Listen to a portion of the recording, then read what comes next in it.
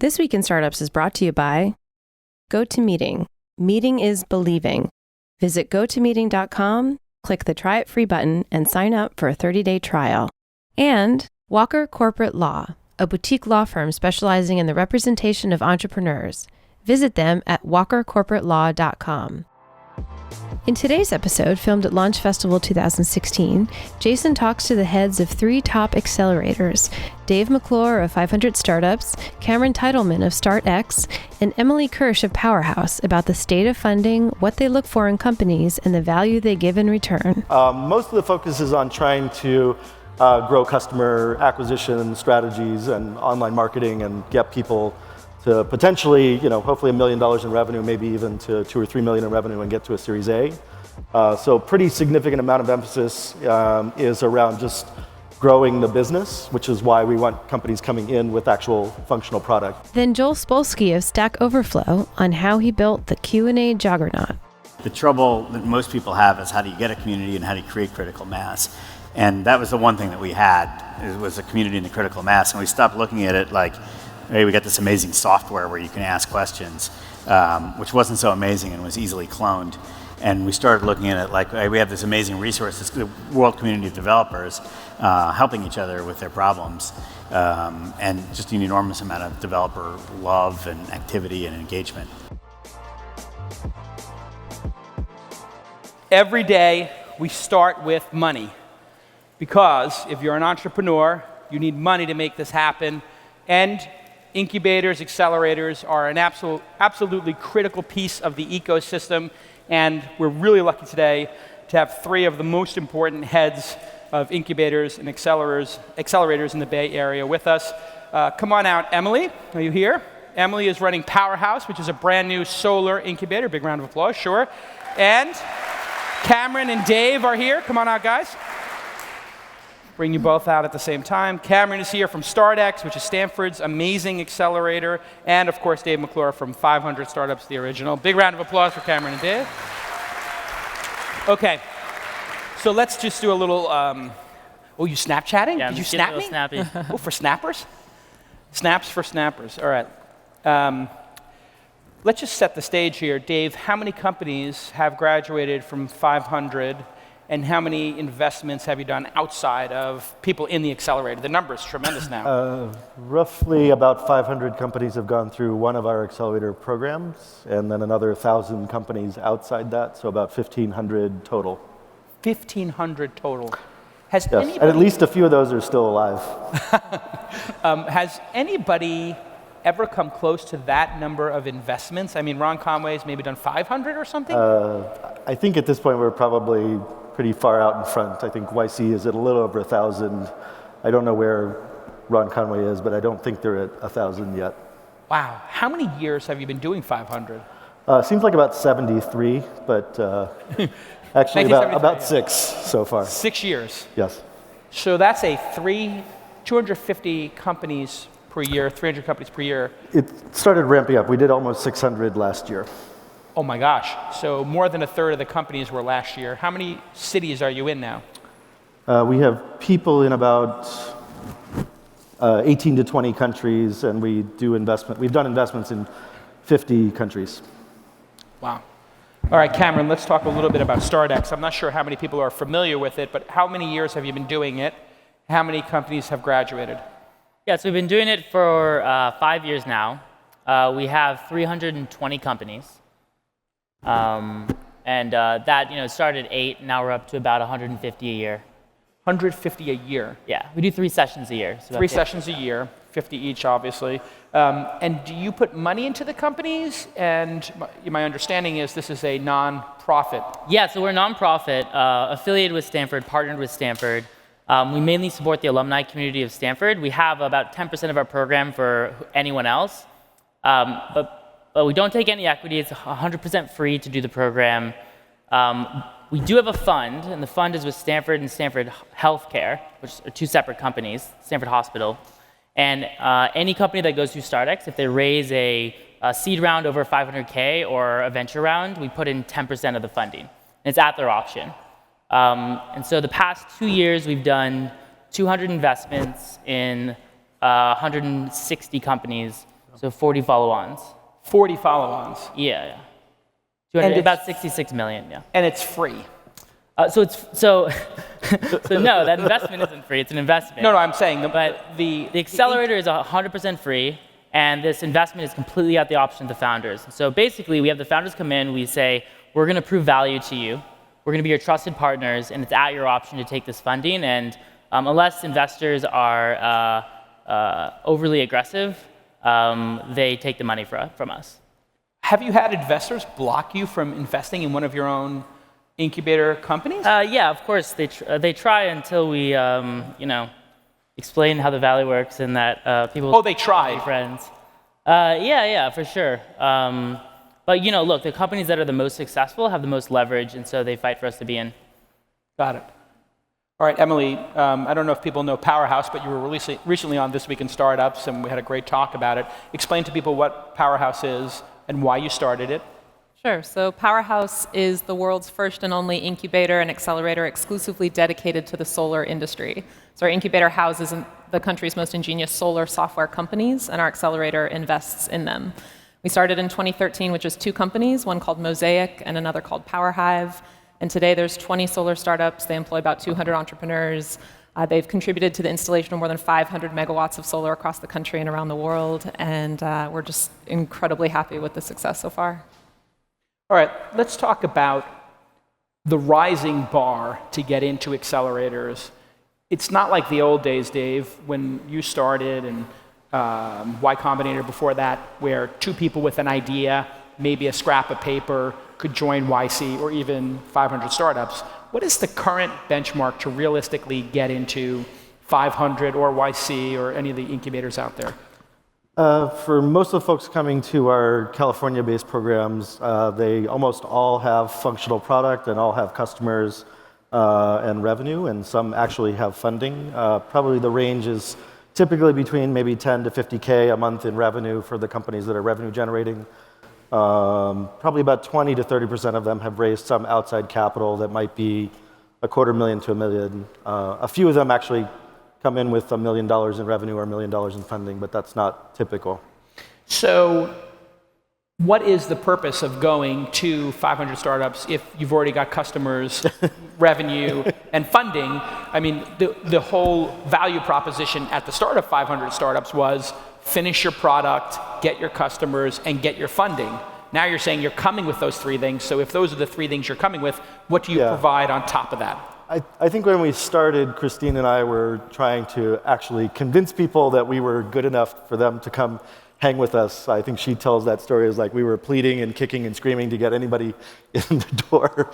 Hopefully we've gotten a little bit more track record now. Most of the focus is on trying to grow customer acquisition strategies and online marketing and get people to potentially, hopefully $1 million in revenue, maybe even to 2 or 3 million in revenue and get to a Series A. So pretty significant amount of emphasis is around just growing the business, which is why we want companies coming in with actual functional product. For some of the companies that are coming from outside the Bay Area, there's a lot of emphasis on getting them connected to the network here in Silicon Valley, so other mentors, investors, founders, folks like you. Demo Day is still an opportunity to kind of raise money in front of a larger audience, but mostly it's on growing the business, somewhat on preparing to pitch and raise, somewhat on the network. Cameron, what's the benchmark for StartX? What are you looking for, from the founders to join? Yeah, so because we're a nonprofit, a lot of our focus has been around how do we support the entire ecosystem. So you can kind of think of us like a university for entrepreneurship. And we have offerings for people right out of school that are building companies. We support, there's founders that come in where their companies are already 100 people. And that we do specific things for them. There's founders who have already sold their company previously for a couple $100 million and go through StartX. And so depending on the stage of the individual, there's different things we do. And so what we're trying to look for is raw potential within the team. So we get, there's, at this point, there's around 30% that are pre-product market fit, they just have a prototype. There's about 50% that have a product, have some funding, and then have a bit of revenue, and then the remainder that are much bigger. So it's kind of, there's no specific company stage that we're looking for. It's more, these are individuals who at least one person has very high quality clarity of thought. They can think very intelligently, they can think through all the different options, and the team doesn't hate each other. Okay, so if the team's not at war, they can come to the But I'm telling you, look, you understand, like a lot of the teams that we see, like you can tell they're at war with each other. And we just, do they know in most cases, Dave, if they're at war with each other in your experience? And is a little bit of conflict healthy? I think the definition of dysfunction is perhaps a lack of awareness of dysfunction. Exactly. So it's not conflict. Like if you can like come out of conflict with still mutual respect and trust, that's awesome. But if you don't have that level of, let's say, awareness or humility, then it breeds contempt, and those teams never work. Regardless of the quality of the idea, they just like fizzle apart and implode. So anyway, we try to look for that and the quality of the individuals. Hey everybody, let me take a moment to tell you about GoToMeeting, which I use all week long. Yes, I'm meeting all the new potential incubator companies and looking at their products, and I do it. I've taken my meeting game to the next level with GoToMeeting. It is so easy to use. I recommend it wholeheartedly. I've used it for years. It's so easy to collaborate with clients and colleagues from anywhere. And so, be a meeting MVP no matter where you are. You can use your phone, you can use your tablet, you can use your desktop. It's so easy to get these meetings going because you can just do it with one click. I have it in a Chrome toolbar in my Google Calendar. I put something in my Google Calendar or somebody else puts it in mine. One click, I add a GoToMeeting, and then everybody just clicks on the link, and magically everybody's in there, perfect voice over IP, or they can dial in. It works so well. And one of the little features that I love to use is I will have my executive assistant on the phone with me taking notes. You can also record the call, and we of course do that sometimes if we want to take notes. And there's a little chat room in there, so I can chat with people and take notes, and I give startups my notes, my candid notes on what I think of their companies. So all these great little features. And one thing I love is I always have one or two people who are calling in, they're on the road, they've got noise, they don't know how to mute their phone, they forgot their headset. You, if you're in control of the meeting, can mute the participants. So you ever be on one of those phone calls and somebody's like in a wind tunnel, and you're like, who's doing that? Well, you can just go mute, boom, if you're the conference organizer. It works so beautifully. Those are my little tips for you. Screen sharing and passing it off to other presenters, another wonderful thing. I'll have a meeting with 2 or 3 people and we'll pass the presentation wand from one to the next. It just works. It's so easy for you to step up your meeting game. So I want you to do this right now. It's time for you to put out your best performance. Go ahead and be the meeting MVP of your next meeting. Just start your 30-day trial at GoToMeeting.com. Click the Try It Free button. That's, once again, go to GoToMeeting.com and click the Try It Free button. You are going to love it. I use it all the time. It gets my highest rating. I love GoToMeeting. Okay, let's get back to this episode. Emily, what are you looking for? Obviously, you've eliminated 99.9% of startups from applying because they're not solar. I mean, the fun thing is eventually solar is going to be integrated with everything the same way cell phones have become integrated with every aspect of our life. So although that is the case now, that's going to change over time, and we're already starting to see that. But as far as what we're looking for, we do want entrepreneurs who have lived a pain in the actual industry. So most of our startups worked at Solar City, SunPower, SunEdison, and they experienced something firsthand that they wanted to improve. They tried to do it there. They experienced some roadblocks, and they said, screw it, I'm going to do it on my own. So we look for that, plus a technical founder to partner with them if they're not that technical founder. And most of our companies are pre-seed, pre-revenue, but last year our companies collectively generated 10 million in revenue, raised 8 million in capital, and employed more than 200 people. And yes, thank you, right thank you there, very much. right there, thank you.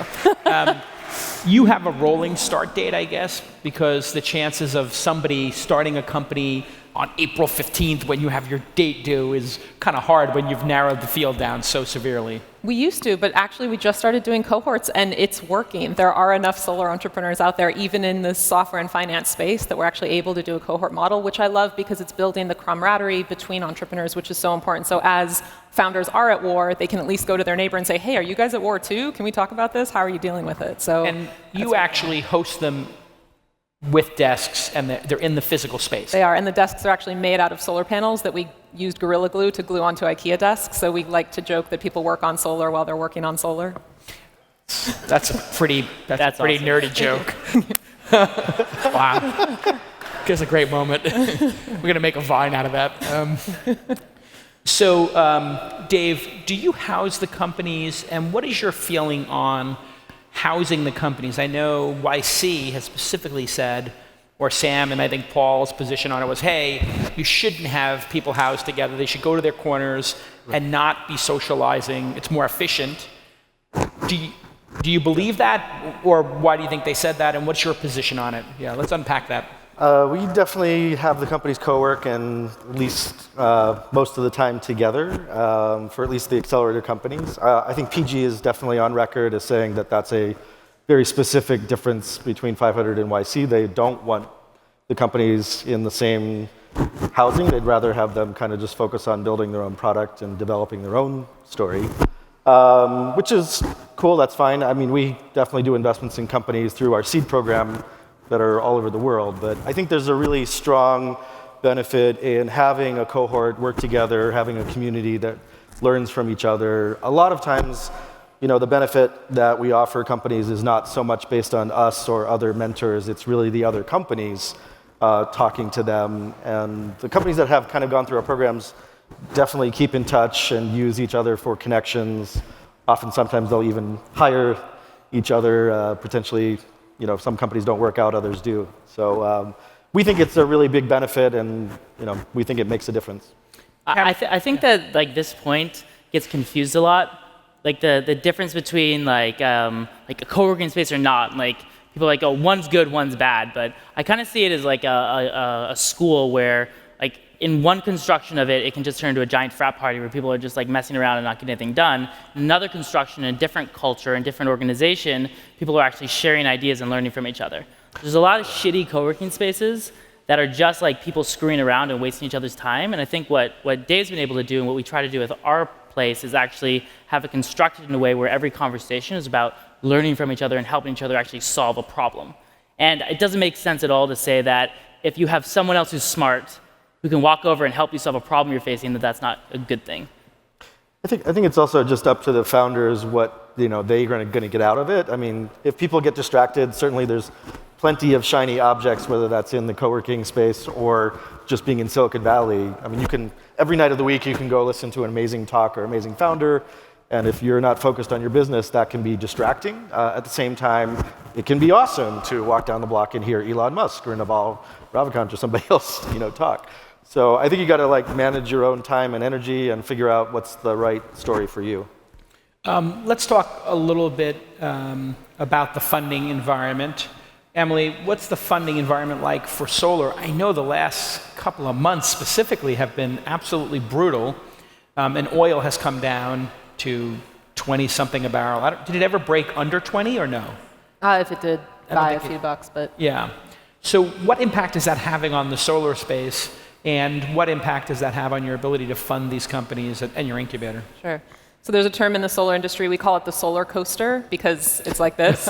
But over time, even though it's doing this, it's also doing this. And so there are some temporary ups and downs in the industry, like any industry, but the down that we're seeing in stock prices with some of the biggest public solar companies is temporary. And the good thing for our startups is that if times are rough for the big solar companies that all of our entrepreneurs sell their products and services to, then those big companies are looking to cut costs, and our companies cut costs. They make the solar process more efficient. So it's good for our startups then, and if these companies are doing great and spending a lot of money and looking for startups to partner with or acquire, then that's good for us too. So even though we've seen a definite decline in venture capital recently, the rise of investment in clean tech is continuing. There's $25 billion invested globally in solar, not even clean tech, in solar last year. And globally, according to the Bloomberg New Energy Finance report, solar is going to be worth $3.7 trillion by 2040. So 25 years from now, $3.7 trillion globally. About $2 trillion of that is distributed, meaning not huge plants out in the desert, but on our homes and schools and hospitals. And $1 trillion of that is in emerging markets, places that have never been connected to the grid. So I think the future of solar and solar investment is very bright. What are you seeing in the field, Dave? It seems like the $8 million to $15 million valuations for incubator companies, and uncapped notes party is long over. It seemed to have ended when? I don't think that's last year? typical, and even maybe over the last year or two, that's not typical. I think most of the companies that are coming out of our program are raising at probably between $4 to $7 million caps or valuations. A few of them that are doing $1 or $2 million run rates might be raising at 7 to 10, and a very few above that.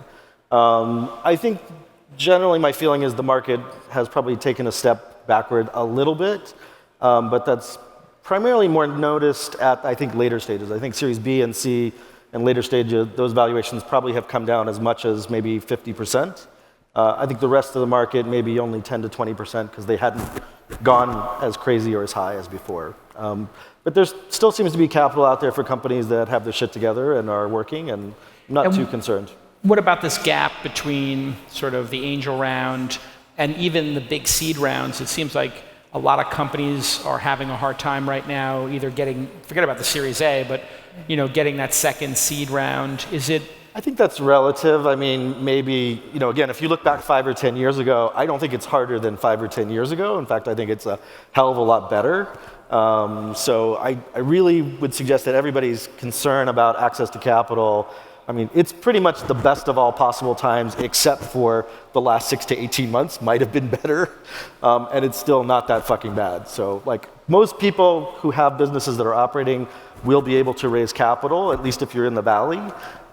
If you're looking at raising Series A, I think the bar is higher, and I think that's probably like $3 million in revenue and substantial growth at 10 to 20% a month. That bar is definitely higher. Is it worth doing a company in Silicon Valley today, given how expensive housing is, given how expensive developers are? I mean, you've been here when it, through the Silicon Valley coaster.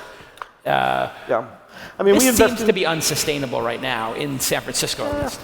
I don't know. I think it's definitely a much higher cost of living here, and there's a lot of competition for talent from both other startups and other big companies.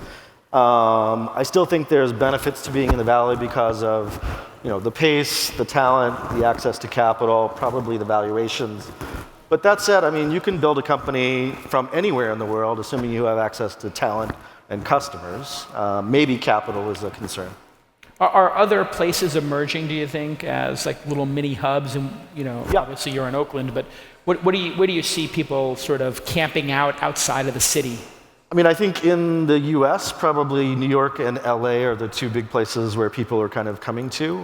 We actually have a team in Miami that's focused on Latin American startups and Spanish-speaking market. Around the world, certainly there's a ton of activity in China, in Beijing and Shanghai and Shenzhen. What about in this area? Are you seeing like little pockets emerge that are an hour or two outside the city? Oh, you mean outside San Francisco? Yeah. Well, both. Yeah, I mean, I don't know. Burlingame and San Mateo are great. They're still kind of expensive. Oh, really? Yeah. Emily, you guys are in Oakland is probably the best deal in the Bay Area. Absolutely, yeah. We were very intentionally started in Oakland, and when people ask us why, we say the rent's cheaper, the sky's sunnier, and the culture is a little more real. I was born in San Francisco and love the city, but Oakland is an incredible place to attract the kind of talent that has the tech skills that's needed to advance the industry, but also wants to make a difference in the world. And what I love about the engineers and developers that are at Powerhouse working for our startups is that a lot of them come out of Tinder and Yo, and they built their skills there, but now they're applying them to something that they can wake up every day and feel amazing about. And that's what I love about this industry, is you can make a ton of money, and you can also know that you're making a positive difference in the world every day. Hey, everybody, let's take a moment to thank my friend Scott Walker from the Walker Corporate Law Group. They are a boutique law firm specializing in the representation of entrepreneurs and startups, and they encourage fixed fees. They believe that billable hours reward inefficiency, so they will give you a fixed fee to form your companies, do merger and acquisitions, licensing agreements, terms of service, privacy policies, all that important stuff that you need to get dialed in perfectly for your startup. And their lawyers have 10 to 20 years of experience each. No junior associates getting on the job training with your startup. No, they're all pros over there. And if you want to talk to the founder, Scott Walker, you can call him directly, 415-979-9998. 415, that's the area code here in San Francisco, 979-9998. 9998. Or you can email scott@walkercorporatelaw.com, scott@walkercorporatelaw.com, or visit walkercorporatelaw.com. Again, call him 415-979-9998. He is a great guy. He's been around for years, coming to all of our events and supporting everything we do, and he is a real mensch, a great attorney, and he's got a great team over there. A lot of my startups use the Walker Corporate Law Group and have had a great experience. Go ahead and follow @ScottEdWalker on Twitter too. He loves to get new followers, and it's awesome when you guys thank the partners for supporting independent media like This Week in Startups. Okay, let's get back to this program. Cameron, anybody who's in StartX has to have gone to Stanford, or have one of the two partners have been to Stanford? How do you work it? So we have 90% of our companies we accept, at least one founder has to have gone to Stanford, been a faculty or staff member, or some sort of affiliation. Can you drop out of Stanford and still get into StartX? Yes, we've had fun conversations with the president of Stanford. So Elizabeth Holmes is going to be applying?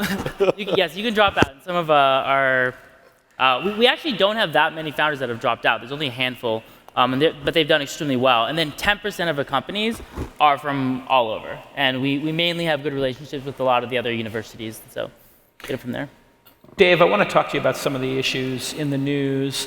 Zenefits, obviously a Y Combinator company, has turned out to be troubled. Our friend Dave Sachs is now cleaning it up, $60 million in revenue. Theranos, obviously a lot of people feel like, hey, this could be just an outright fraud, or there's some shenanigans going on there at the very least, or horrible PR. What are your thoughts on this? What are your thoughts on both of those companies to start? I don't have any detailed knowledge of either of those companies. Well, just what you Theranos. read, based on what you read, yeah. I mean, I think from the Zenefits story, people got maybe ahead of themselves, and maybe Parker was pushing the envelope on some marketing and sales techniques. Having worked with David Sachs before at PayPal, I know he's an amazing exec, and I know the company definitely has customers and has revenue, so there may be challenges for them, but I don't think that story is terrible. And if I had the chance to have Dave Sachs run a company, I would fucking jump at that. Yeah. So I think that's maybe not as troubled a story as it's being presented. Theranos, I just have no idea about the tech or the business, so I don't think anybody does, including the investors and the board. It's part of the problem, isn't it? According to Bill Maris, yeah, maybe there's some challenges there, but I don't have personal knowledge of that. Does Parker's over-aggressiveness speak to a certain culture out of Y Combinator, cutthroatness of growth? Because it does seem like that is something that people are keying on, which is almost like a growth at all costs mentality by some individuals, break the rules, let the chips fall where they may. Again, I don't want to comment too much because I don't know the details on the ground there. I think every investor is going to push entrepreneurs to go fast. I think a lot of entrepreneurs bend the rules, and you could decide whether folks like Steve Jobs and Mark Zuckerberg in the past have maybe cut some corners on certain things. I think most people view that as a positive entrepreneurial characteristic or attribute. In this particular area, there may have been regulatory issues or concerns. But again, I've seen stupid fucking regulatory rules and others that might be a challenge to more traditional companies that entrepreneurs kind of bend their corners on. I think the question is if you're in areas like finance or healthcare or others that have a potential impact on customers, then I think you got to be careful about which rules you choose to bend. Emily, do you see that kind of, I don't want to use the word lawlessness, or recklessness, but maybe aggressiveness in the solar space and the energy space? Obviously, it's regulated. There's a bunch of rules in that game. Are people moving aggressively there? And do you see fallout? I mean, Solera was a pretty big, is it Solera was the name? Solyndra or which? Solyndra. Was that a big crater? It was. I mean, the irony about Solyndra is it's well known because it was spun so well by oil and gas interests to be this incredible failure, when in fact the portfolio that Solyndra was a part of returned more value to the Department of Energy and to US taxpayers than any previous portfolio of companies. So as far as the industry overall goes, the growth is exponential. And as far as lawlessness, we have this century-plus-old energy infrastructure that's failing. Like, it's actually, if it's destroying the planet, it's not working. And we have an alternative today that works. And all it needs is deployment. And that comes from capital, and that comes from business model innovations. You have a competitor in these utilities that's, their business is dying, they're losing customers, and they're actually fighting for their own survival by limiting how many solar panels or how many batteries people can put on their houses. So you have a group that is only interested in self-preservation, which is against the interest of every other individual on the planet. How do you deal with that illogical supervillain? You have like Lex Luthor and the Legion of Doom as your adversary. Yeah, I mean, it's the biggest David and Goliath story ever told. It's the greatest opportunity to transform our lives and people's lives. We haven't had a choice. Like, when we flip on light switch and plug in our laptops and charge our cell phones, we've never been given a choice. And for the first time in our lives, we actually have a choice to do the right thing and to get our energy from sources that don't destroy the planet. And like I said earlier, in doing so, we're also creating this $3 trillion economy. There's no wrong in that. And if you've been following the news, coal is dead in the country. If you shorted coal, you made a ton of money. The same thing is going to happen for oil eventually. Then it's going to happen for gas. And what are we going to be left with? Our sources of energy that are awesome for the planet. And so the entrepreneurs who are in this room and the ones that we get to work with every day are building the models that make that transition possible. And they give us that choice. And that's important. And even the incumbents in the industry, companies like SolarCity and others that are, have 40% plus the market share, 13,000 plus employees, they're amazing, but even they stand to be challenged. I see Ahmed in the room, who's one of the entrepreneurs at Powerhouse. Do you want to stand up? And he worked at SolarCity for 3 years in structured finance and saw that leases actually don't return a lot of value to customers. So when you want to go solar, it used to be you had to put up $30,000, $50,000 to go solar. Then this lease thing happened, so you can lease the equipment and not own it. But Ahmed and other people saw that's actually not the best deal for you and I and for customers. And so he started his company Sunfi to wrap the financing of solar into your mortgage. It's the best, most efficient form of financing other than putting up cash. So he left SolarCity and is making a lot less money now to build this company to make it easier for all of us to access this choice. Cameron, give me an idea of how you think about ethics, morality, and the responsibility of mentoring these entrepreneurs at StartX. You have a very interesting structure in that you're not investing in them at the get-go. Does that create a little less of a deep relationship and a deep commitment to each other? In other words, people drop out or there's no commitment there. And then do you focus on things like ethics and, operating a business, in a positive fashion on planet Earth? Yeah, so we are a nonprofit. We do try to select founders who want to make a large-scale positive impact on the world. And there's an interesting thing. I've realized that people who are purely motivated to help a company by money are the people that when the market goes to shit, don't have their back. And so even if you get an angel investor, or even if you get a VC investor, if they don't deeply care about the problem you're solving and actually get along with you, they won't be aligned. And so our structure removes that barrier, so we don't get people who are only in it for money. We get people who truly, they were helped before. They had mentors, they had people who helped them. And they're there so that they can help those entrepreneurs grow, and they're learning from it, and they're getting value from it. And so we have this rule that no investor can, no mentor, and we have about 700, can even suggest that they want to invest during the program. Afterwards, we also teach our companies appreciation. And afterwards, a lot of them give equity and they give advisor shares and all that great stuff, but that's not the expectation. And so the reason why Silicon Valley has been successful is not because it works like the finance industry in the East Coast and is hyper competitive and like stabs each other in the back. It's because people have worked with each other and supported each other. And so the core of business ethics I see is just high integrity. Like if you say you're going to do something, you stick to it. And you look out for the best interests of the people who have been around you and supported you. So if you hold on to those principles, and we teach that a lot to our entrepreneurs, then things tend to work out pretty well. Dave, what's the single best piece of advice you have for the founders in the room who want to join an accelerator and start their entrepreneurial careers? I mean, I think it's pretty basic. I would focus on solving customer needs and problems and really being passionate about that. I don't think that's to the exclusion of making money. I think it's important for people to pay attention to the business economics, the unit economics of the business as well. But we tend to want to see entrepreneurs who have experience solving problems in a domain that they understand and have a passion for. But we also want them to make money. Emily, what's your best piece of advice, singular best piece of advice? Well, it's singular, but it comes in a trifecta package. So, okay. So 3 things. One is a target, which represents focus. You know, when you're starting out, I know we're entrepreneurs, we think we can do everything, but focusing on your core offering is essential because there's a lot of shiny objects everywhere. Second is a net, and that symbolizes that the ball's always in your court. So if an entrepreneur ever tells us, oh yeah, the ball's in their court, I'm like, no, it's not. It's in yours. It's always in ours. It's always in our court.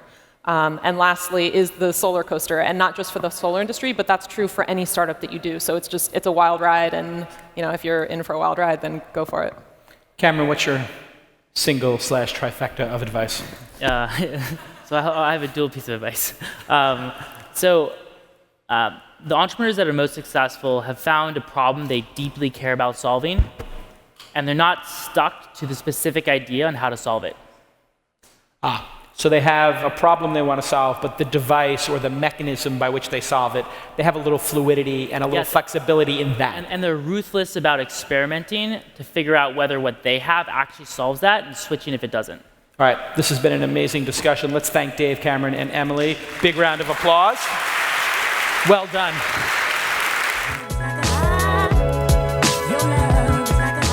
Joel Spolsky is an entrepreneur's entrepreneur. You have seen him here at the event before, and he's going to give us a little update on how he's doing with Stack Overflow. Please welcome Joel Spolsky. I go around. Welcome to Planet Earth, the spaceship. Great to see you, brother. A choice of seats here, I see.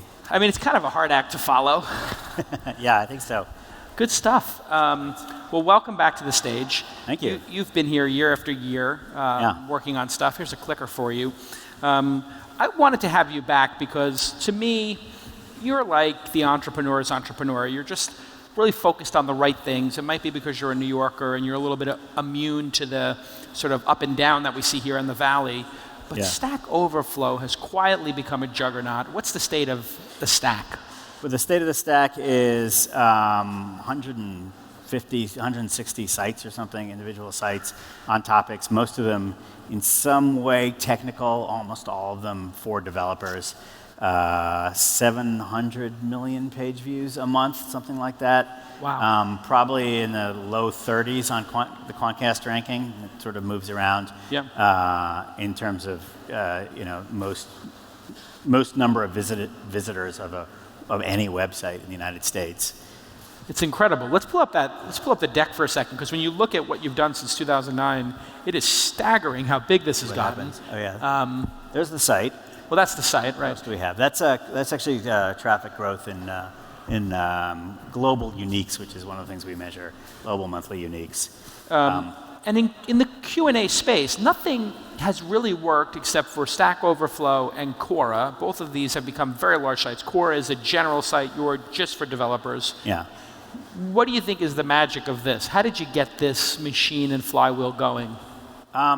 We're really focused on questions that have an answer, as opposed to what is your opinion of or what do you feel about. Like all of our questions, there is an answer, and it's either right or it's wrong. And because the only kind of questions that we have, there's sort of an objective way to evaluate whether you've got the right answer or not. We can build that whole reputation system around there and the voting on the right answer and all that kind of stuff. And that gets us very, very high quality content. It's sort of maybe it's the verifiability of the content. It's not an exercise in free speech. It's an exercise in just getting people a bunch of answers. You did seem to expand wildly at one point and try a lot of different topics and sort of let anybody create a Q&A site, but you very quickly sort of reined that back in. What did you learn from the experience of hey, anybody can start their own Q&A site for $500 a month. I think it was like a SaaS model. I can't remember exactly. Yeah, that lasted for about 15 seconds, but it really was this idea of like, hey, somebody's going to be out there that has got a community of people that collect Harley-Davidson belt buckles, and they're going to want to make an awesome website where people can ask questions about that. And we discovered that that wasn't so true, and that actually the trouble that most people have is how do you get a community and how do you create critical mass. And that was the one thing that we had, was a community in the critical mass, and we stopped looking at it like, hey, we got this amazing software where you can ask questions, which wasn't so amazing and was easily cloned. And we started looking at it like, hey, we have this amazing resource, this world community of developers helping each other with their problems, and just an enormous amount of developer love and activity and engagement. So obviously, with 250 plus employees now, 37th largest site in the US, you're very quiet about this success. That's why I like to bring you out here, because I like to just share it with everybody how amazing this has gone. Yeah, developers are modest. Developers all know it, right? Yeah. How do you make money? Because obviously with 250 employees and being in New York, you're not part of the hype cycle out here. I know you haven't been funded absurdly. You have significant funding. But is the company profitable now? Are you making money? The company is making money. It's not profitable because we're continuing to sort of reinvest.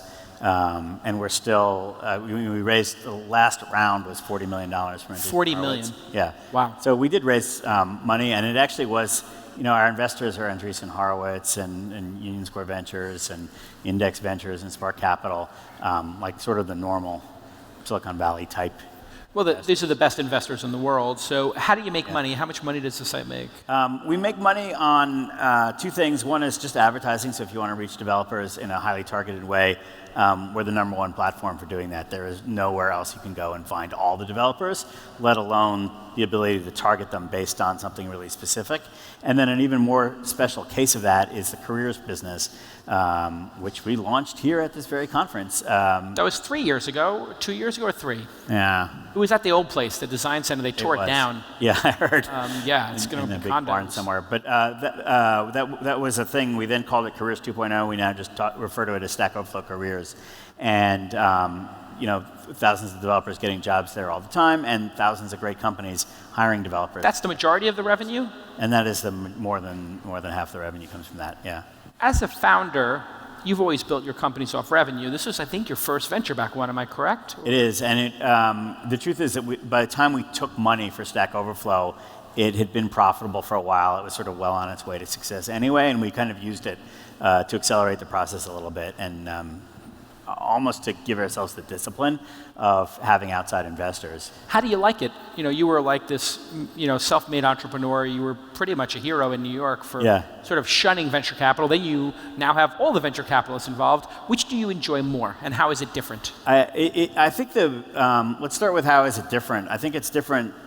There are a very, very limited number of companies for whom it's appropriate to raise venture capital, and I think it's very easy to get confused about that, especially in Silicon Valley and San Francisco, where the assumption is that the stages in your business are seed, Series A, Series B, Series C. And I think of the stages in your business are like, your first hire, first customer, product market fit, sales, product market fit, repeatable sales process, et cetera, et cetera, et cetera. And those may correspond to raising money, but actually a lot of people that are struggling to raise money and saying things like, I can't find an investor that is interested in my type of thing, are often the wrong companies to raise money, but they're going to be very successful companies. And I think probably 9 out of 10 companies are not appropriate fits for venture capital. I mean, the thing to imagine is a VC is looking for 10x return on their investment, and that is a really, really, really expensive loan that you're taking, essentially, like to be able to pay somebody back at 10x, in 3, 4, 5 years. Do you feel that by taking that money, you were able to perform at a higher level because the expectation was higher? And do you feel that the venture capitalists had a meaningful impact on your success? Or would it have grown in a similar fashion without their money?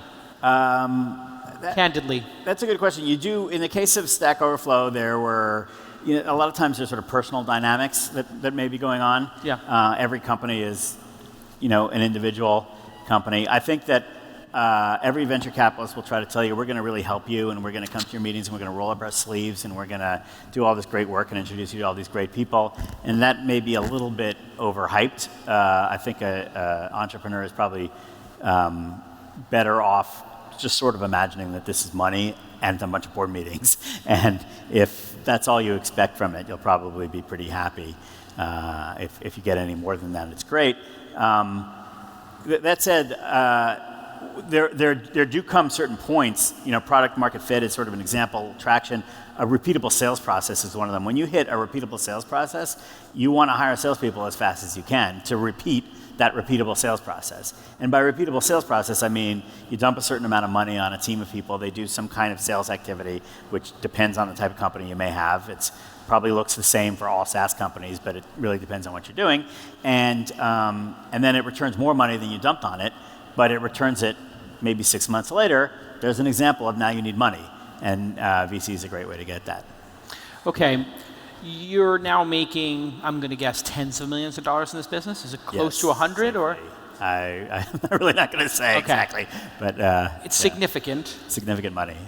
What is the outcome for a business like this? You did very well for yourself with Fog Creek and other projects. It's not like you're dying for money. And I've always seen you as sort of like not driven by money, obviously, where you would have done venture capital stuff earlier. What is the outcome for this company? Do you want to take it public? Do you want to sell it to somebody else? What's your goal? I definitely don't want to sell it. I think that when you think about most acquisitions today, you might be, there's all kinds of reasons why they go wrong. A lot of times the acquisition is because something went wrong. And a lot of times you're trying to get this happy coincidence of what actually went wrong with your company coincides with another company that has a hole in their product line that they need to fill with you. And then hopefully that organ graft will take, that transplanted kidney or whatever will not be rejected by the host body. And I think about, I don't want to mention examples, but in the news lately is Tumblr and Yahoo is an example of probably a happy coincidence of they really, couldn't keep the doors open unless they took some more money in some form and they had to sell ultimately. And Yahoo sort of needed a new media property, I guess, because that's what Yahoo thought they were. They needed page views to keep up the page view shenanigans, this appearance of growth. And that's really, I think, what drove it. I mean, obviously it was a neat product. It had a different demographic, but their page view chart was, doing this, and this would make it smooth out. But page views, if the page views don't lead to revenue, is it's sort of a classic example of we're measuring something because it's easy to measure. And then we're telling everybody to go make that thing that's easy to measure go up. And then we're spending billions of dollars to make that measure go up. But the actual thing that we really want to happen may or may not happen. And so acquisitions anyway require sort of a lot of... So no acquisition for you. You think it's just but a lot of people have wanted to buy the company, right? I heard Google wanted to buy it at some point. Is that true? Really? That's what I heard. I don't know. Call me up if you're from Google. Really? Oh, okay. No, I would not want to. Google's pretty big into developers. Amazon as well with their Amazon Web Services. Do you think it would fit with a company like that or no? I would rather see it independent. Independent. It's important for it to be independent? I think that actually even the good acquisitions that are happening now are like WhatsApp and Instagram. Yeah. There's a lot of independent functioning there. Even like Zappos is an example. YouTube, where there may be synergies and there may be ways to get leverage. It's not just an investment. There may be opportunities to learn from one another, but I think that the old style of Google, a traditional Google acquisition actually was step one, we will rewrite all your code so that it runs on our infrastructure. Step two, every single one of your employees will be interviewed by Google as if they were applying for a job at Google, and we will take the ones that we would have hired in the first place. And so it's an attempt to almost go over with a fine-tooth comb and just, utterly adapt the acquired body to the acquiring entity. And I don't think that sounds appealing to many entrepreneurs, and I don't know if it really works that well. Given where it's at, how it's going, an IPO is possible in the next couple of years. Probably. I don't want to be so bold as to say what the public markets will do, but yeah. It's, just the public markets, have been rough on companies, obviously. But There have been IPOs. Is that something you want to, like, as an entrepreneur, because you're from the sort of generation I'm from, that was kind of like, we were told that was the brass ring, that was the goal, is to take your company public. You remember that. Do you still have a little bit of that inside you where you're like, I kind of want to do that? I never did, no. I would always think of an IPO in terms of like what it gets you. And actually, I think that, I would agree with, I think Fred Wilson was recently quoted as saying that he thought Uber waited too long and they should have just gone public. I don't know if I'm crediting the right person, but I actually do think that Fred Wilson kind of went off on Uber, like, what are they waiting for? This is ridiculous. You know, he had one of those Fred Wilson days. Yeah. One of the interesting things that happens when you go public, it becomes much easier to acquire companies. And there are examples that you can look at, like Zillow is a good example. Yeah, Trulia. Where actually going public allows you to then acquire a bunch of other companies. And whoever does it first is just going to win and dominate an industry. And so the ease at which you can acquire having gone public is very tempting. I mean, that seems like a good tool to going public. Other than just being able to raise money is a useful tool, and having the money available to you and having the attention. I mean, Netscape going public was a classic example of, like, they got all the press and they got everybody to pay attention to them. So it's just another tool that you use. Liquidity for your founders too. I mean, liquidity for the employees, founders, early investors sort of creates like a big lift as well. It can, it can be very helpful. I don't know if I would let that drive it. And at Stack Overflow, we have, not that I want to deprive anybody of liquidity, but we have unusually idealistic employees, because most of the people that we hired came from that Stack Overflow community or the greater Stack Overflow community and are big believers in the mission. What do you think of the promise of equity in startups? Now that you've been at it for a couple of decades, you see employees leave and they have 30 days to exercise. They have to come out of pocket for $5 or $10 grand or whatever it is. And none of them, or not none of them, but 4 out of 5 don't take their equity that they earned. Yeah, it feels like a broken system, doesn't it? Possibly. I mean, it was designed as a retention mechanism, but the time that it takes a company to get to liquidity seems longer now than the average. Like it used to be, you start a company in 1996, and by 1999, if you haven't gone public, something is really wrong. And you're probably not even fully vested by the time the company that you joined is either going public or is swirling around the drain. Now, I think some of the great companies are going public after 10, 15, even longer, like LinkedIn is sort of an example of companies that just take a really, really long time for that to be worth something. And I think it's longer than most engineers are willing to stick around. That said, Albert Wegner made a really good point, which is you're going to hit a point where employees start bailing out because times get a little bit hard. And that's the exact moment where you really would like the equity to be a reason for people to stay around and make it work. So I think that right now, in a time of rising tides, it's easy to say, oh sure, go ahead, work for us for 2 years and take all your equity and walk out the door with that equity, or with the option, essentially keeping the option. Yeah, it seems like the option should be a little bit more generous.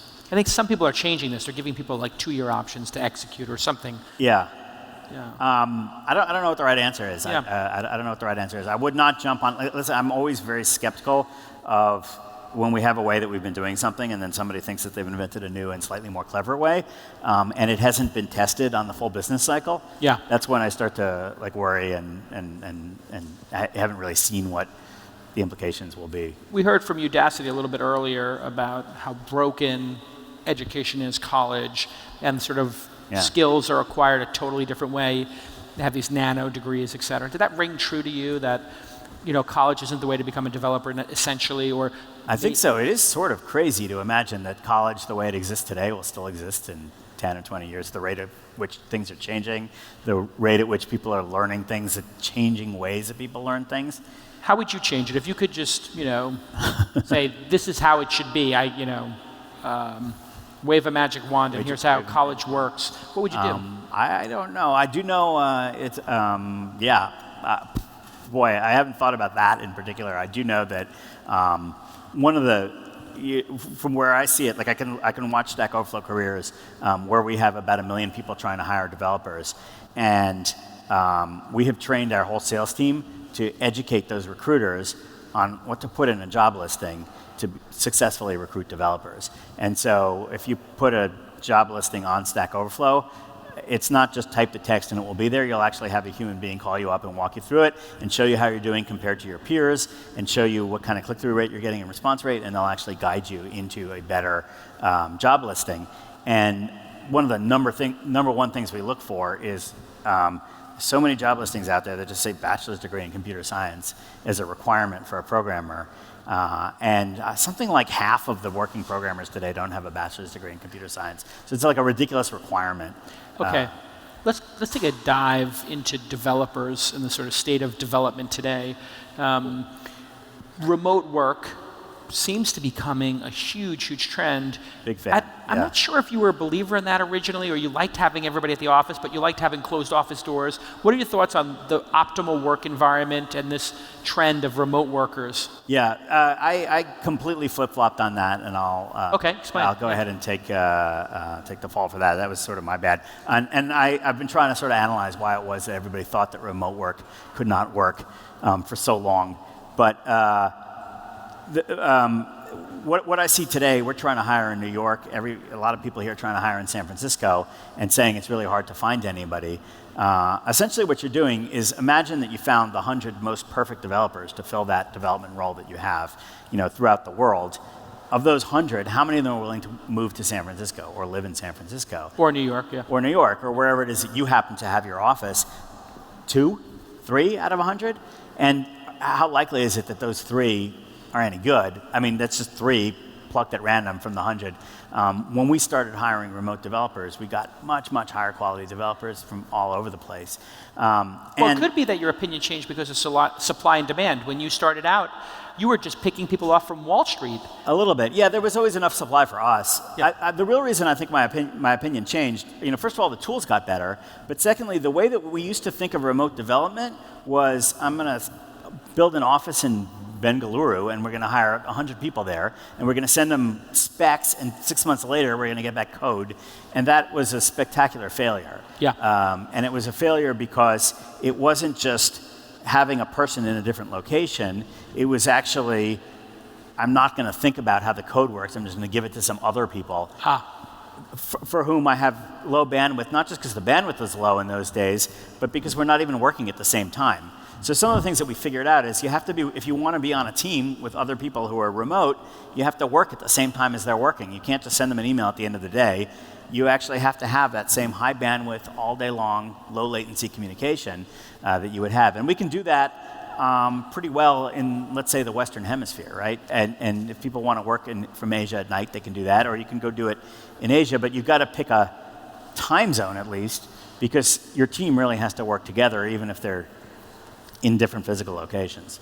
And how is the developer culture sort of spreading around the world? Are there pockets of excellence that you didn't anticipate where you see massive activity, i.e., people in these areas are answering the very most difficult questions or just becoming particularly active? You must have this early warning system to where talent is emerging. Yeah, well, that's another interesting thing. If you go ahead and go to stackoverflow.com if you're in the audience right now and click on the users tab, and you'll see where all those top users from Stack Overflow are. And on that homepage, there's 1 or 2 people in California. And then everybody else is just scattered all over the universe. They're just everywhere. They're literally everywhere. And they're in places that you would never think of as pockets of talent, because maybe there isn't a pocket. Maybe there's just one really good person. And it's so easy with the internet to be a great developer wherever you may be. You can be in a boat in the Caribbean with satellite internet access and become a great developer. If you could go back in time, talk to yourself in that first couple of years as you were starting as an entrepreneur, get to sit Joel down. What do you tell Joel? Like, you got to stop this, and you need to improve on this. I think that I have always been like a little bit too relaxed about the speed at which I need to be making forward progress, and I think I've been a little bit too like going back and crossing T's and dotting I's and figuring out exactly which faucet I want in the men's bathroom and so on, and so things that were actually not really germane to the product I was trying to create or the company I was trying to create. So you sweated a lot of details, and now you've learned, hey, the detail that matters is what? is look just at these businesses? is that imaginary conversation between you and the customer about the product. Right? Oh, explain that. The customer, the product. It's that three-way. It's just like at every point, imagine that you're sitting on a little rug that you've set out in the marketplace in the center of town, and you have one product on the rug in front of you, and somebody is talking to you about that product. And they're saying, I don't like Boston lettuce. Do you have another kind of lettuce? And you're worrying about the faucet Yeah. in the bathroom. Yeah, and you're sitting there thinking about almost anything else other than, am I talking to a customer about the product? And to be fair, we've always done that, and we were excellent, all the way back to the beginning of Fog Creek and Fogbooks days. We definitely did that. But I sort of thought, all right, I'm building a company for the ages. I'm going to figure out exactly how we're going to do invoices, and we're going to have the best purchasing system, and we're going to have an amazing coupon system so we can generate coupons and email them to people, and kind of a lot of peripheral stuff that I probably spent too much of my time working on and maybe should have either delegated or not really cared about. Almost like in business and being a great entrepreneur, getting to the essence, right? Getting to the moment that matters. There's something, every entrepreneur falls in love with the idea of entrepreneurship and of starting a business and the trappings of starting a business. And so the moment at which you order your first swag, your first t-shirt with a logo, or even, why do you even have a logo? Who designed it? Why did you spend any time at all on the logo before you had at least a customer paying you money? And once you had a customer paying you money, why didn't you have a really terrible logo for the first 2 years that later, when you have 19 graphic designers, they can redesign it all they want? It's really interesting. I've thought a lot about this. Interesting that you came to one of these similar conclusions, because I think a lot when I'm thinking about this event, about this moment and their experience in relation to this moment, and I just had this epiphany, I'm always talking to my team about, let's make this moment, me, the guest, and this audience member, let's really focus on making that a beautiful moment. And I think it's always going to be, and it's always about the actual content. It's what are we saying? Are we reaching somebody? Are we saying something that will ring true to them? Is it working? And there's a lot of details you can get right and you can get wrong, and it definitely helps if you get all the details right. But it's fun to sit around and think about, every single little detail. And this launch conference is, everything is perfect. I don't know if those of you sitting in the back seats don't realize that those of us who sit in the front seats have a menu that we can order from. Yeah, that's the VIP seats. You can order from a really menu. Nice. Details matter, but at the essence of the product matters so much more. But it's really like what somebody says on stage, and whether, at the launch festival, it's the demos and the companies that you show people.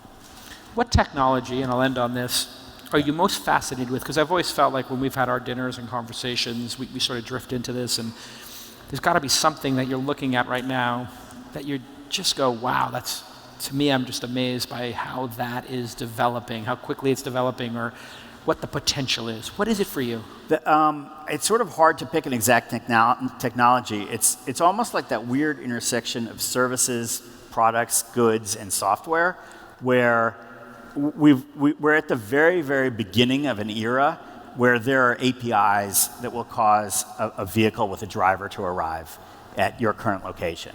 And even the fact that there's even an API to find out what your current location is a relatively new thing. And the fact that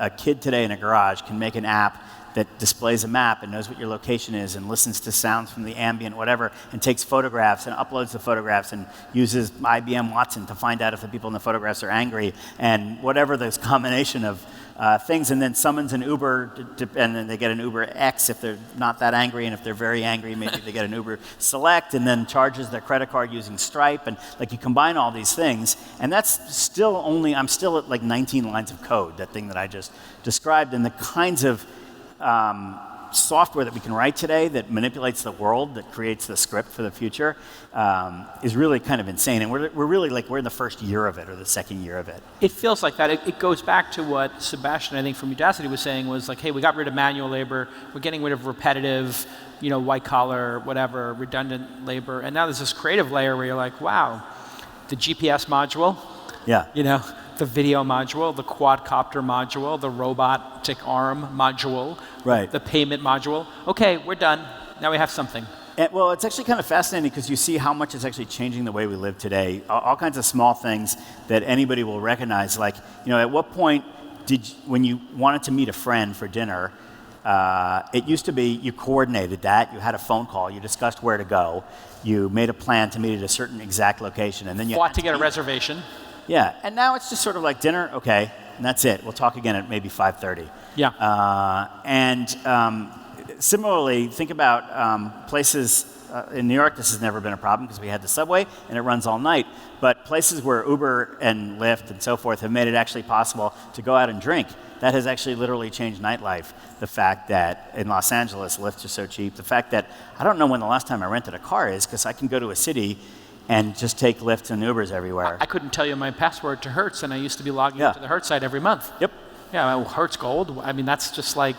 These seem like relatively small things, but when you start to realize, wait a minute, like how many of the things have changed about the way that I wake up and go about my life? Even the fact that I listen to Israeli radio now through podcasts instead of listening to whatever local I'm listening to On the station. Media, which is in New York. I got addicted to it in New York. Now I talk to my Amazon Echo. I say, hey, Alexa, play, On the Media.